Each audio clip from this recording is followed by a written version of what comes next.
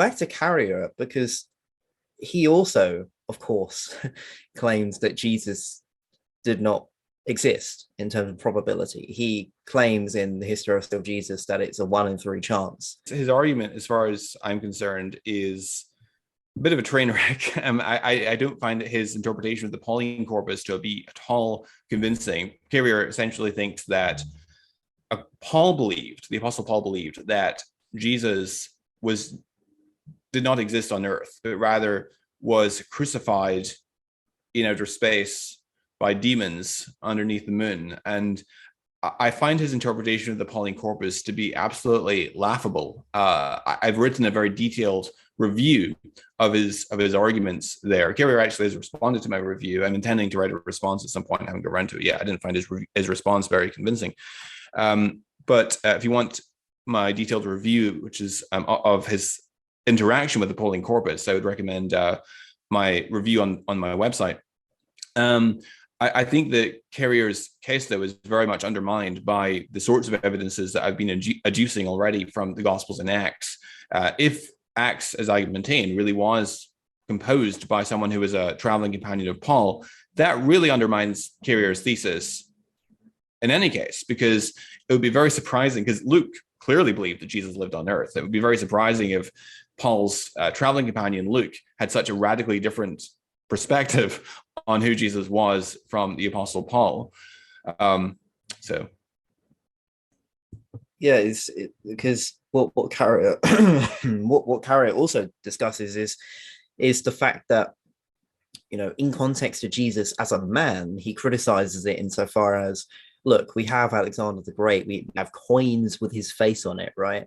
And he makes the case that, I know we've talked about extra biblical sources before, but that was in context specifically to the New Testament as a whole. But in context to Jesus as a man, what's your response to the Carrier view that, hey, look, Alexander the Great, you can't really compare them because, you know, he's got we have extra biblical, independent sources and information. And the coin thing, you know, we found numerous coins with actually his face on it and engravings. And Carrier claims that there's just nothing of that sort of Jesus. And I'm wondering what you think about that. Yes, this is a common fallacy where one says, well, the evidence for hypothesis X should be better than it is. We could have even more evidence. Therefore, we don't have sufficient evidence to conclude that hypothesis X is correct. And for any proposition, you could come up with a situation where you'd have even more evidence for it.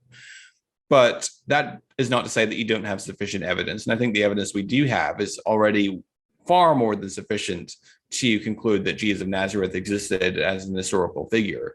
I don't know how you make sense of the numerous independent and varied lines of evidences that we have for strong gospel reliability on the supposition that Jesus never existed.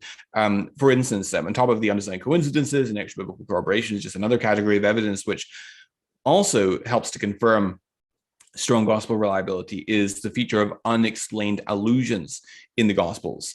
So an unexplained allusion is where you have, it's best explained by giving an example. So here's an example. So Mark 15:21, it says, this is when Jesus is carrying his cross to his execution site. It says, they compelled a passerby, Simon of Cyrene, who was coming in from the country, the father of Alexander and Rufus, to carry his cross. Now, who are Alexander and Rufus? They're just name dropped, like we're supposed to know who they are.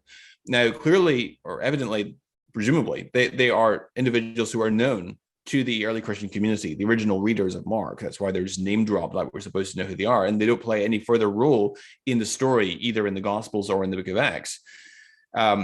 We don't know who they are, but the original audience presumably did. Now, if you're making up a story, and this is not grounded in fact at all, why name drop individuals that anchor these events to real people that your audience are familiar with? That's something that is very surprising for one to do. If you're making up a story, you try to minimize unnecessary details. And when one brings up those sorts of considerations to Carrier, comes out with the most far-fetched explanations to try and make the data fit.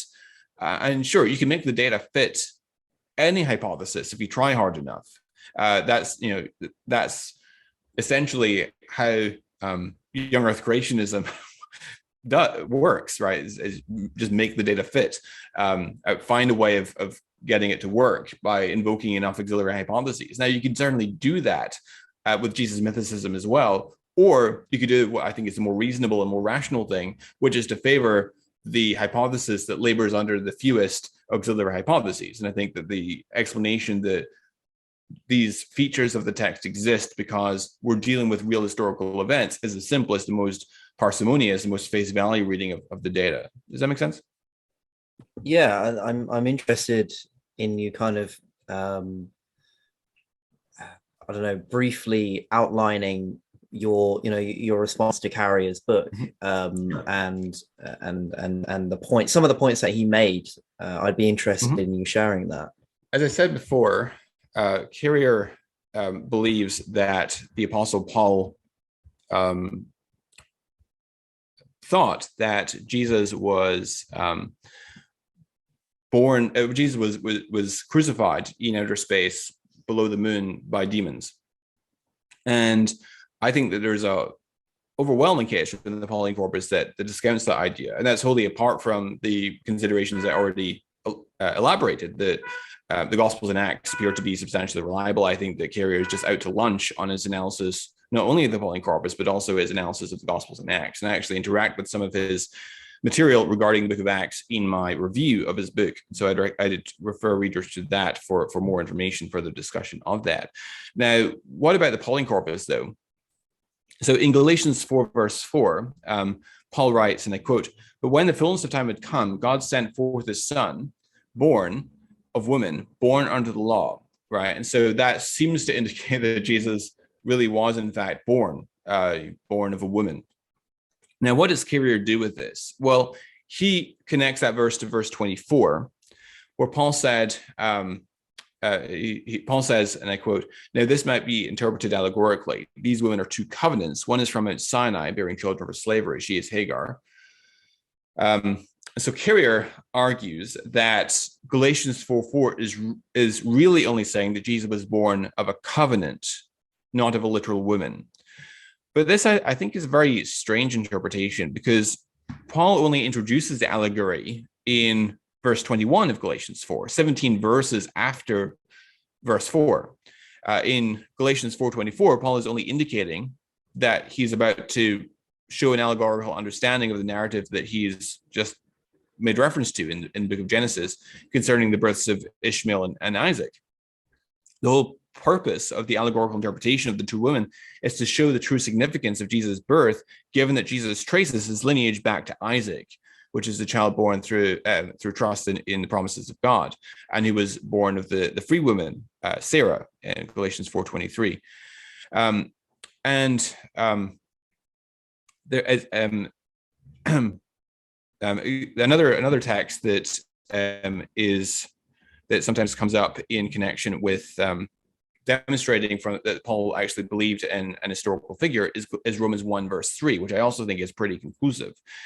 So Paul writes in the prologue of his epistle to the Romans, and I quote, "Paul, a servant of Christ Jesus, called to be an apostle, set apart for the gospel of God, which he promised beforehand through his prophets in the Holy Scriptures concerning the son who was born of the seed of David according to the flesh." Now, what does Carrier argue? So he argues that although the verb Paul uses here, ginome, is used of birth by other authors, it's not the word that Paul customarily uses for birth, which is genao. And Carrier argues that ginome is used of God's manufacture of Adam's body from clay and God's manufacture of our glorified bodies in heaven. So Carrier argues that this is a strange word for Paul to use if he simply means to indicate that Jesus was born. So Carrier thinks that or his interpretation of Romans 1 verse 3 is that God manufactured Jesus out of sperm that was obtained from David's belly, and Carrier suggests that this event took place in outer space. So he has in mind the Genesis 2 verse 7 in the Septuagint translation, which is the Greek translation of the Hebrew Old Testament, in which the word egeneto, which is the aorist indicative form of ginome, appears. describing the man as becoming a living creature. But the word that's used to describe the moment of divine manufacture in that text is egeneto. It's not egeneto, but it's rather eplason, which is the third person aorist indicative of the verb plaso. So the word egeneto rather is used in this context to describe the change of state from non-living to living. So it's not precisely correct to say that egeneto refers to divine manufacture. And Paul himself, in fact, alludes to that text in 1 Corinthians 15:45. So while Kyrie asserts and claims that Paul does not use ginome to refer to a human birth, that only begs the question, since he has to assume that Romans 1 verse 3 and also Galatians 4 verse 4, which says that Jesus was born using the word genomenon of a woman and born under the law, are not using the verb in that sense, which is a very question he's attempting to address. And moreover, according to Liddell and Scott's intermediate Greek lexicon, the verb genome in the context of persons means to be born. And we can independently verify this to be the case by analyzing instances where that verb is used in the Septuagint in order to discern how that word is used in relation to persons. So Genesis 21 verse 3, for instance, says, Abraham called the name of his son who was born to him, whom Sarah bore him, Isaac. In the Greek Septuagint, the Hebrew word was born is translated genomenu. Another example is Genesis 46:27, where it says, and the sons of Joseph who were born to him in Egypt were two. Now, again, the Greek Septuagint renders this as genomenu. And finally, in Genesis 48 verse 5, it says, now your two sons who are born to you in the land of Egypt before I came to you in Egypt are mine. Ephraim and Manasseh shall be mine, as Reuben and Simeon are. So here, once again, the Greek Septuagint uses the word genomenu. So Kyrie argues, he observes that Paul also uses another verb, genao, to refer to being born. One instance is in Romans 9 verse 11, where it says that though they were not yet born and had done nothing either good or bad, in order that God's purpose of election might continue, not because of works, but because of him who calls. The other instance is Galatians 4, 23 and 29, where it says that, but the son of the slave was born according to the flesh, while the son of the free woman was born through promise. But just as at verse 29, but just as at that time, he who was born according to the flesh persecuted him who was born according to the spirit, so also it is now. Now, it can be granted that Paul uses the verb genao to refer to being born, but that doesn't entail anything more than Paul was willing to use synonyms for a word that carry the same meaning. Another relevant question here is how Paul himself used the word spermatos, which is usually translated as seed or offspring elsewhere. So Paul writes in Romans 11 verse 1, I ask then, has God rejected this people? By no means, for I myself am an Israelite, a descendant, spermatos, of Abraham, a member of the tribe of Benjamin. So Paul uses the exact same word for descendant as he used in Romans 1 verse 3 to describe Jesus as being a descendant of David. So if Paul believed, which he presumably did, that his descendants from Abraham entailed that he himself existed on earth, then it stands to reason that he also believed that Jesus existed on earth by virtue of his descendants from David. So also, it's important to note that the Dead Sea Scrolls, that in the Dead Sea Scrolls, that there was an expectation of a Davidic Messiah, and that's also quite evident from the Hebrew Bible as well. And so the interpretation that Paul intends to express that Christ was born of the line of David is much more plausible antecedently than Carrier's thesis that it refers to some sort of divine manufacture. So as I said before, I think that Carrier is just trying to make the data fit and trying to come up with a hypothesis that is able to account for this data, which seems to point to an historical Jesus, and it's very, very ad hoc and far-fetched. I think the far simpler explanation is just to postulate that Jesus was a real historical figure. At least that's what Paul thought, and Paul's belief that Jesus was an historical figure, given how close up he is to people who are eyewitnesses of Jesus' ministry, is itself a compelling reason to think that Jesus existed. I mean, Paul knew, he was personally acquainted with Jesus' closest disciple, Peter, as well as Jesus' brother James. We know that from Galatians 1 and elsewhere. Yeah, the Carrier's thesis is definitely quite a dramatic one, and it's funny because when I kind of put it on my Instagram that I was reading it, I had a lot of responses, sort of saying, "Look, why are you reading Carrier? He's a bit of a joke," and you know, regardless of, I found it important because I before reading, I knew of his reputation. I've heard arguments against his thesis. But I think that it is really important to read Carrier and individuals like this who do point to a question that should be considered, of course. Um, but because I'm a firm believer in actually reading a text for yourself and actually coming to your own conclusions. Um, and the problem with that obviously is that it's quite long, quite often. And thankfully, though, with with Nietzsche, one of my favorite authors, it's actually a very fun time reading him because he's just so dramatic and his language is lyrical.